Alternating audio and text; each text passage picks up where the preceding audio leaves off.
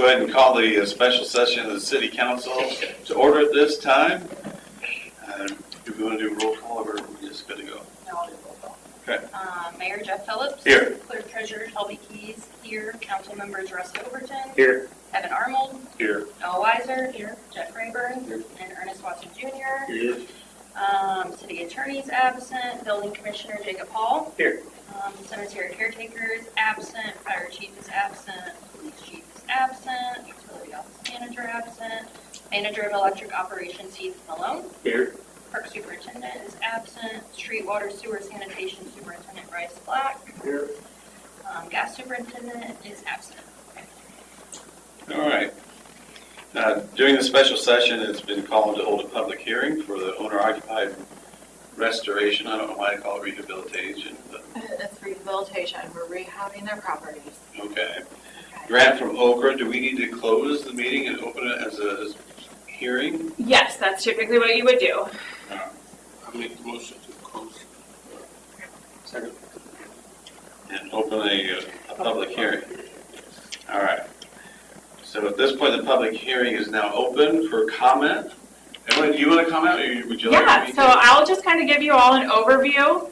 Would you like me up here so you all can see me, or I was like, are you I think okay? microphone can pick your voice up. Okay, hey, I have been showed and told to profess, you know.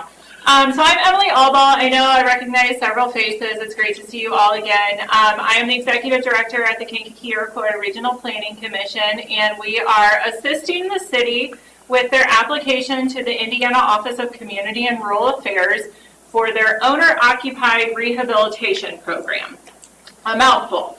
But what this program is it is for low-income eligible residents, and that income eligibility is based upon the 80% of the HUD median income. So we have a wonderful table that shows what that breakdown is for a single-person household all the way up to an 8+ person household. And basically, this is a program we're looking at. It's open to anybody who's income eligible, but we're going to get some additional points by saying that we are focusing or prioritizing funds for veterans, single head of household, for disabled, and for seniors. So we are applying for a $315,000 grant. The city is providing a local match of $35,000 for a total project of $350,000. So what does that $350,000 get? So that is including inspection fees for those individual properties that will be selected. It is radon inspection and potentially radon mitigation. That is one of those things that we have to do. If your house has a basement, have your house inspected for radon. So it is also looking at roof repairs or replacements, HVAC, so that is air conditioners or heating units, so that is repair or replacement. Basically with that, we are wanting to keep it energy efficient. So if they have an old system, we're wanting to replace that old system with a more energy efficient system. And we're looking at water heaters. Again, same thing. If it's old, we want to replace it with something more energy efficient.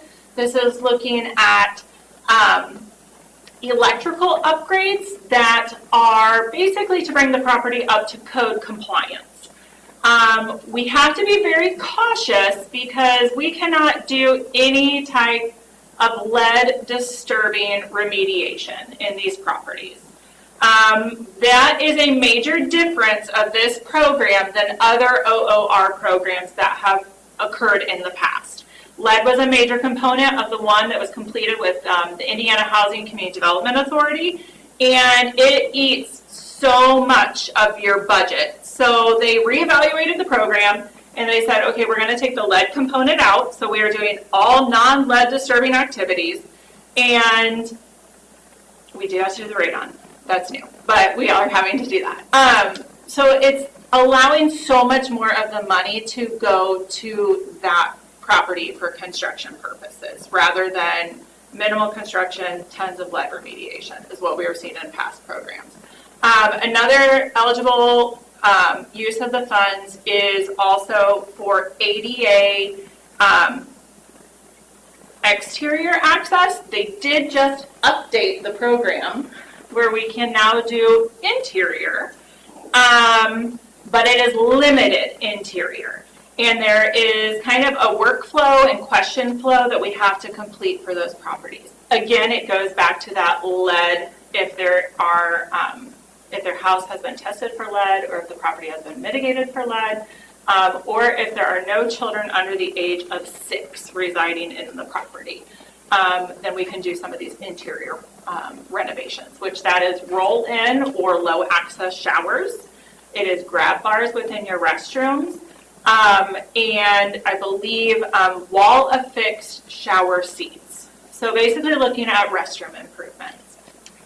Because the ultimate goal of this program is to keep your aging residents in their homes longer so that they can still be a vital member of your community, and we still want them to participate and enjoy their home if they're as able as they possibly can. So that is what this program is doing. Each property will receive up to $25,000. That $25,000 is all construction plus administration costs associated with that property. So that is your initial inspection, your final home inspection, your radon inspection, and that radon mitigation if it is needed for that specific property. Our services as grant administrators, but also your program managers, are also part of that total budget. So, lots of information I just threw at you. We are working with the general public to get some, we're calling them inquiry forms right now to basically drum up interest so that we can essentially have a potential pool of potential applicants when the grant is awarded. We cannot call it an application because that's A, not what it is, but B, that would be committing federal funds to a project that is not obligated at this time.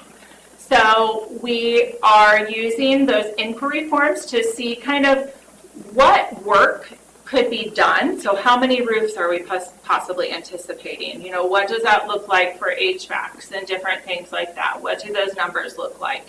But it's also allowing the residents to kind of tell the story of why they need these funds. So we have that. It's an online form, but we also have paper copies. We are also doing an online and paper copy survey of just how do your residents feel about the overall status of housing in Rensselaer. So it's kind of goes through questions, and I do have hard copies too, so if you haven't taken the survey, I would love for you to take the survey and get that information to Jacob, and then I will get it put into the system. So all of this data is then taken and used into the application, because that is a major driver of success for these applications. We have to tell the story, we have to sell it, we have to go through and say, you know, why is this project needed? What is this project going to do to benefit the residents? So what hardships are they currently facing that are not allowing them to fix the roof, not allowing them to have hot water, you know, different things like that. And you know, when you have somebody who's on a fixed income and they're having to decide do we get medicine this month or do I have hot water? Those are kind of some of the stories that we see with this program. So we're getting letters also from residents to help tell the story. We are doing another engagement session on Wednesday of this week to hopefully get some more public to come out and fill out the inquiry forms, but also just get information on the program. I am doing a lunch and learn at Jasper County Community Services for their senior luncheon. So I will be there discussing the program with the seniors that are there in attendance, because the majority of them own their properties and would really benefit from this. So in a very mile high, that's kind of your overview of what the program is. We are submitting this application on Friday, July 10th, and we should know by the beginning of September if we were successful. If we are not successful, you have another round to submit. We can fine-tune the application and resubmit in November. So, When is the lunch and learn? the Lunch and Learn is on the 6th, and it is at 12, I believe. It's Wheel of Fortune Day, so I heard it's a good day to come. Okay. Emily, I have a question Yeah. as well regarding the interior ADA accessibility. If this grant application is approved, those sorts of things will be eligible Yes. for it, correct? Yes. Just to be clear. Okay. Yes, those will be eligible because we haven't submitted anything in for review yet. Okay. So basically how we will handle that, since we've already got some of those inquiries out there and that hasn't been a box for them to check, we will be able to see those who have looked at accessibility as an issue. But the formal application will also have that as an eligible item. Okay. So yeah, it's all handled on that side of things. So, what Emily, questions? Yeah. if you submit the applications and it gets approved, Mhm. and we are awarded this Yeah. funding, does that come in 2027? So by budget the year? time, yes, so by the time we would probably start, because this does have to be competitively bid and everything, so think of it as there will be multiple different divisions. So we'll have a roofing contract, an HVAC, basically an electrical, and probably just like a general for some of those ADA. So all of those will be bid out, so it'll be one contractor fixing all of your roofs and all of that. So by the time we get through the actual grant agreement process, that takes about 6 weeks. So you're looking already, the middle of October. And during that time, we will be working with local contractors to get them, they have to, in order for them to bid on the project, they have to be registered in the system for award management. So if you have local contractors that you like to work with, get those to us, because we can start that process now if they would be interested, and then they would still be live in the system, basically. So it goes out to bid, which is, 14 days. 30 is typically, we'll run it for 30 sometimes. And then we still have to go through, we're working on the details of the actual applicant process during that time. So it could be, some funds could be expended in 26, but most of it's going to be 27. Yeah, majority of it will be 27. I don't even know if we would get to bill anything in. So if they say yes, okay, your application is approved, Mhm. you already at that time have a list, basically based off the survey, So the people that you have in mind, and do you approve the applications, Curbsy? So we have Is a that- committee, there will be a committee that is put together. We do we call it a threshold review to make sure that they are meeting the income requirements, but a committee will be put together at the city level that will review the applications, and we take it off of you guys really, because we have a scoring matrix that you sit there and you score it.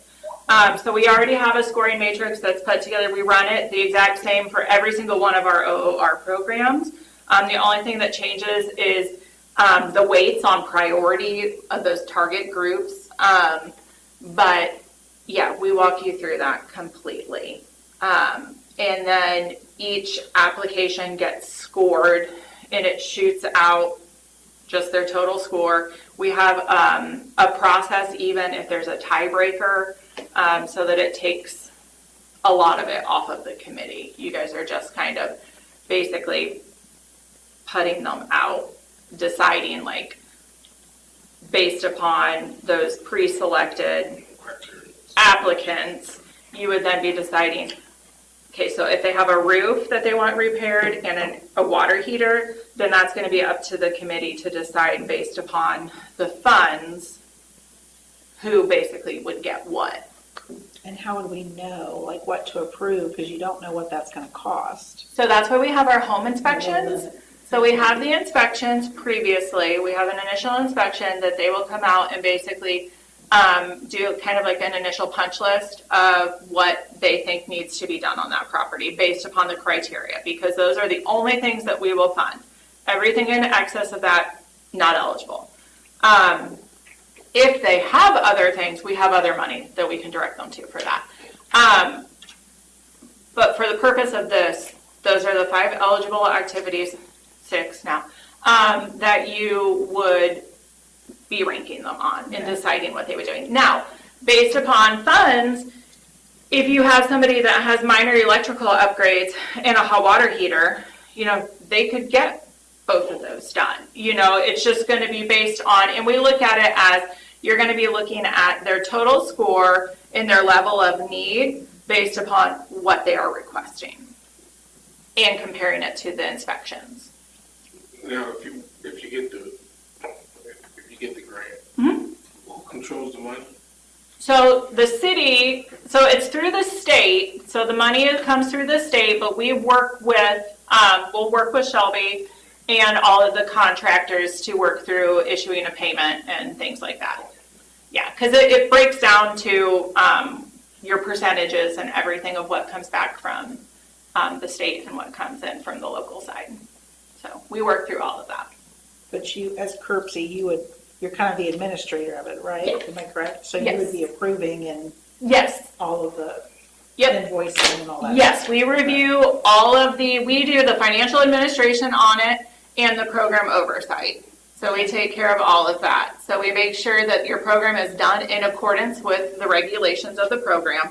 But also we follow up with all of the contractors to make sure that they have everything that they need to in place so that there is not an issue.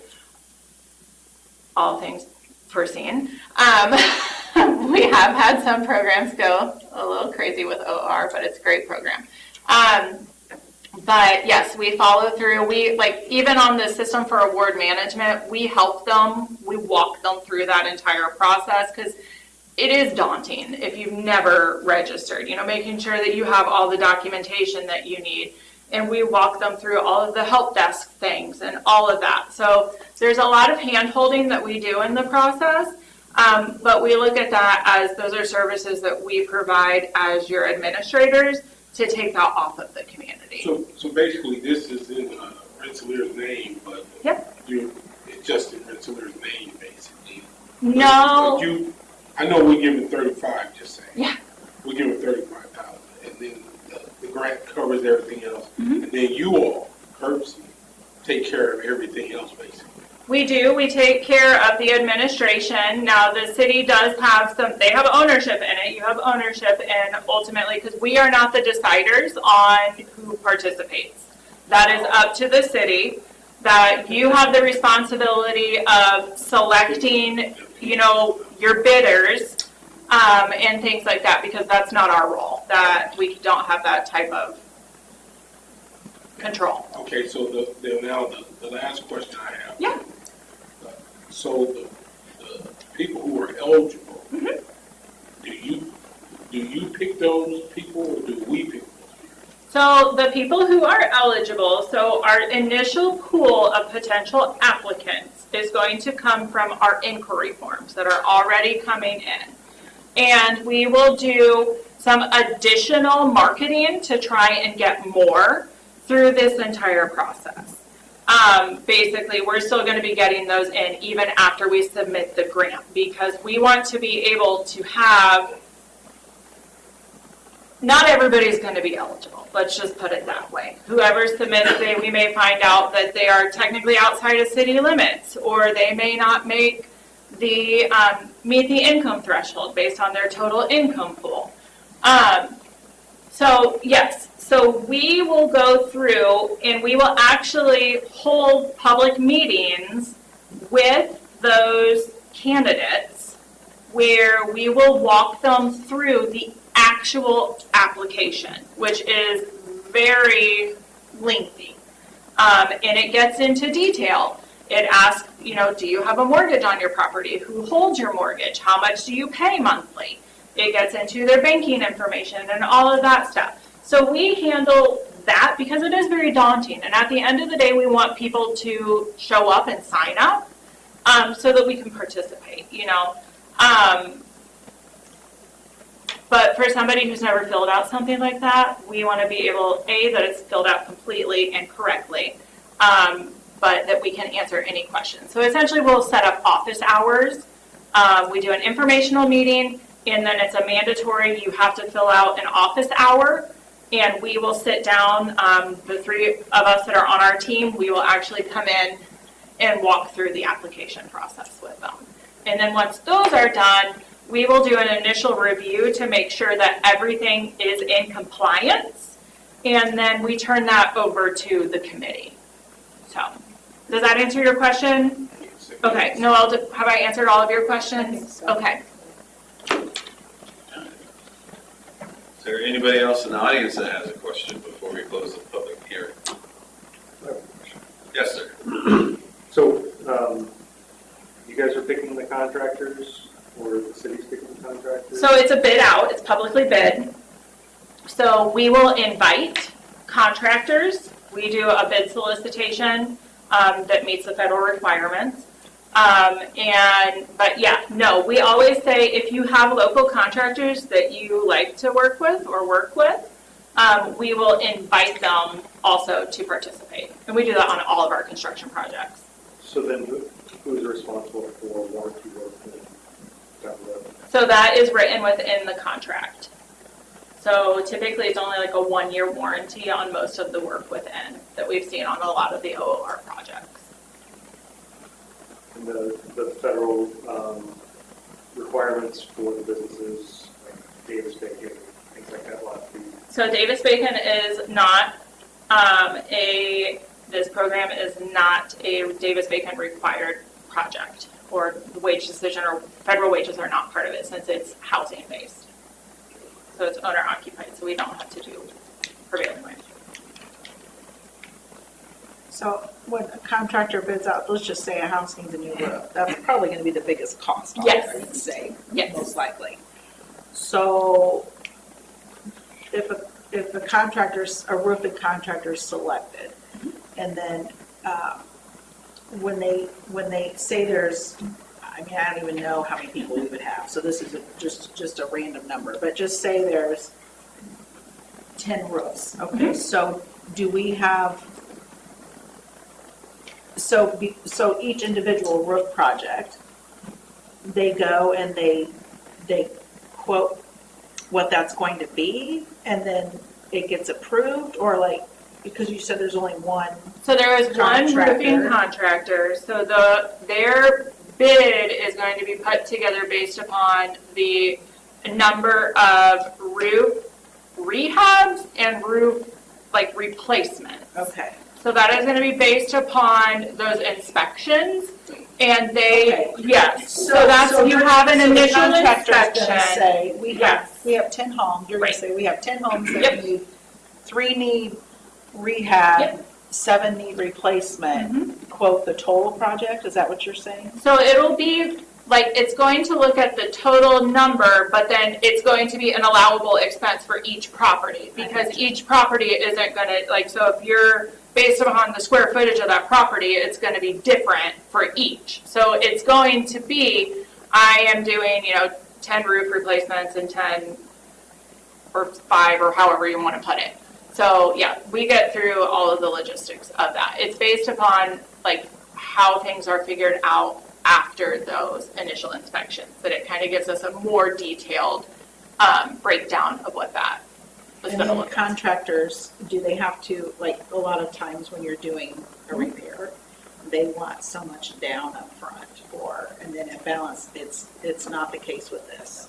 Not the case with So this. they don't get paid till it's totally completed. So it is, it's dependent upon, oftentimes we'll do a mid, and then we'll do at the end. So we'll do like based upon like the inspections and different things. So yeah, but it's not all at once.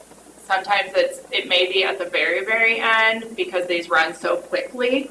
But we've done it a couple different ways. Just depending on how things are kind of staggered with the scheduling and different things. We understand contractors need money. Like, we understand that. Materials. Exactly, and we understand the market today. So that's something that gets worked out within their So contract. they know that when they're bidding, Yep. that that's. Absolutely. Okay. Yep, absolutely. Yeah, we have, so we have a homeowner agreement that each homeowner will sign.